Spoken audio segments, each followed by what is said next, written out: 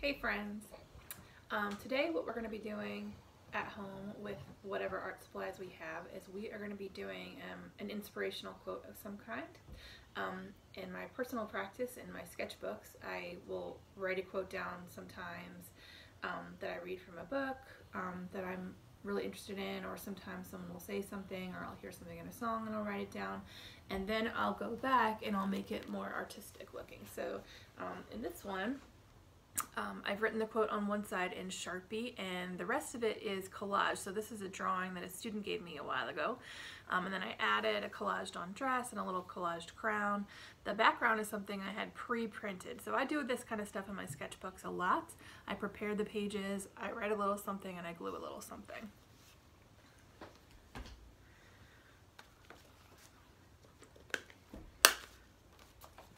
This one is one that I look at every day. This is something that I have as like a calendar. This one is watercolor first, a little bit of printed watercolor, and then Sharpie plus watercolor.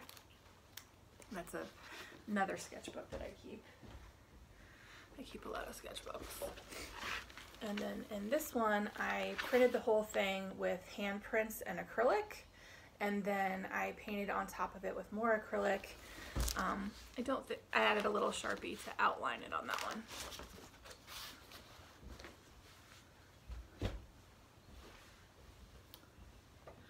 So I don't know what you guys have at your house, and I want to make sure that everybody can participate. I have a lot of art materials at my house, but you might not have very much at your house. So we're going to talk about different kinds of ways to create your art materials if you don't have a lot at your house. This is a marker that is running out of ink, which is what I grew up having a lot of. I had a few new markers around Christmas time, but I had a lot of markers that didn't work laying around my house, and I want to show you how you can use this in two ways to prepare your background for your inspirational quote. So I am just going to draw a line with my marker that doesn't work very well. And I'm going to do a couple of them, and then I'll hold it up for you.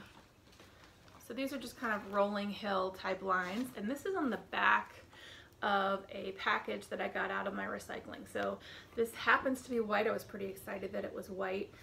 These kinds of boxes you get your foods in. So this one was some butterfly cakes.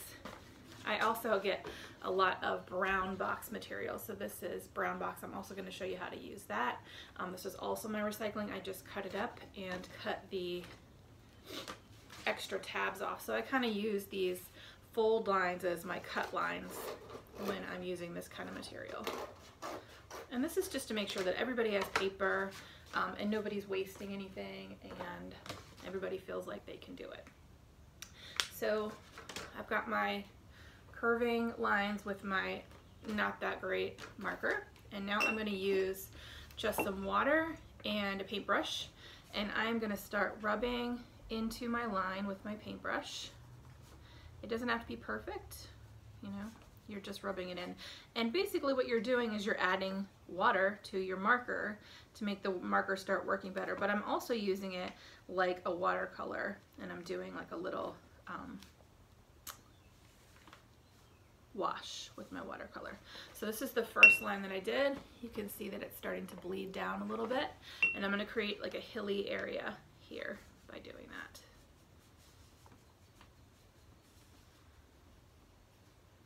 that. And I'll just do the third one. It's just something a little bit prettier than what it would look like if my marker didn't work, and that's all I have in my house. Another thing that you can do with markers that don't work, if you're 100% sure that they don't work, and they're definitely dead, because I don't want you to get in trouble, is you can take a container of water and you can put a dead marker into the container of water. I would actually use a little less water than what I'm using here, but it sucks down whatever ink might be left in your marker, and that also creates some watercolor. So because I used a little bit too much water here, the color's a little bit light.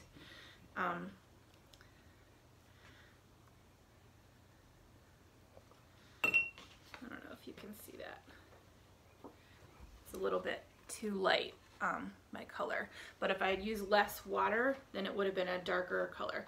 Another option that you have is, that you might have at your house, is food coloring. And you can take a little bit of water and put like 3 drops of food coloring into it, and that creates a pretty nice watercolor. This one's blue, this one's yellow. I just had it out. I'm rinsing my brush out, and you can see that that color is pretty rich, even with just 3 drops of water in it. That is my bright blue. So this is my background. Let me just show you what you can do with your brown paper. I just want you to notice that I did put something down on my table. I want to make sure that you do that at home so you don't get in trouble for messing up furniture or anything. I want to make sure that you're allowed to do these things and you don't get into any trouble. So I'm taking my Sharpie again, just like we used yesterday. And on my brown paper, unless you have acrylic paint at home, well, you can use acrylic paint, you can use chalk, you could use Prismacolor colored pencils. If you have cheaper colored pencils, sometimes they don't show up on dark colors, but if you have any of those things, they'll show up on brown. So I'm gonna go ahead and put a big circle or oval onto my ground. And then I'm gonna do kind of a funky design in the background. And I'm leaving this space in the middle so that I can write my quote like in that space. And I'm gonna add a little bit of acrylic paint to that in a minute. So here is my background that I'm using, and like I said, this is just like a pizza box that I cut up so that I could use that material, because it's not something somebody else is going to need or want or use.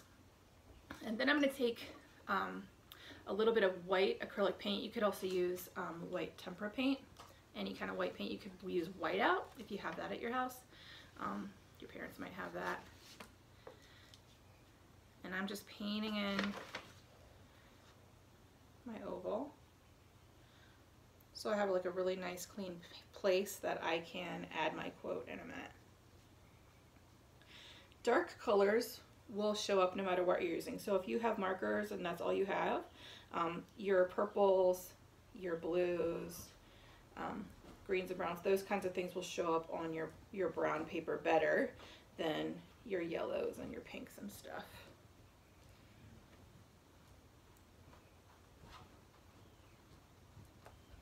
Okay, so now I have a nice place that I can put my quote. I can keep adding decorations into this part of my background. I can do a lot of doodling.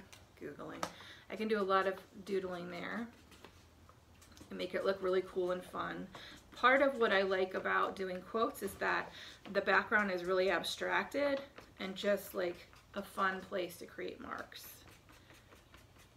And I just keep repeating them until they look like they belong there. So you can kind of see that. So now I'm going to get out some ones that I've already finished, and the reason I'm doing that is because they're already dry. So it's basically the exact same thing. I've got my oval, I've got my mountains I did with my wonky marker. This is a butter container that I cut up, or butter box that I cut up, and I just used just marker on this, doing a zigzag pattern. So now I'm going to do my quotes. I've picked out my quotes. Hopefully you have some picked out for yourself. And I'm going to put them onto my space. And in my blog post, I talked about dividing the letters and spaces up. So if I want my phrase to be kind, in be kind, I have 1, 2, 3, 4, 5, 6 letters and 1 space. So that's 7 altogether.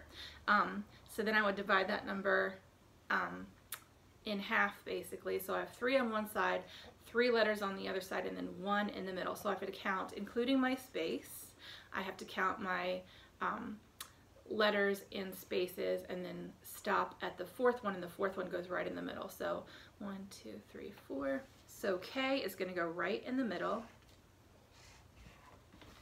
like that. And then I'm going to fill it on this side. And then I work backwards on the other side, starting with my space. So I'm going to leave a space here, and then I'm going to do my E. And then I'm going to add my B. And the reason that I do that is because I want to make sure that everything fits and that it fits nicely, and that I don't end up with like huge letters on one side that are taking up a lot of space and little tiny letters on the other side that are just trying to jam their way in. Now I'm going to add some thickness to my lines to make them more interesting to look at.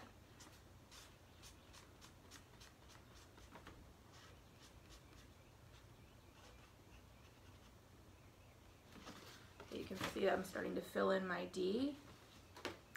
And whatever rule you make up for yourself, if it's fat at the top and skinny at the bottom, you're going to do that to every single letter. So if you are making a font, you just want it to be consistent. And I'm going to make all of mine fat at the top of the letter and skinny at the bottom. And that's going to make it look like they were born together, they belong together, they just flow.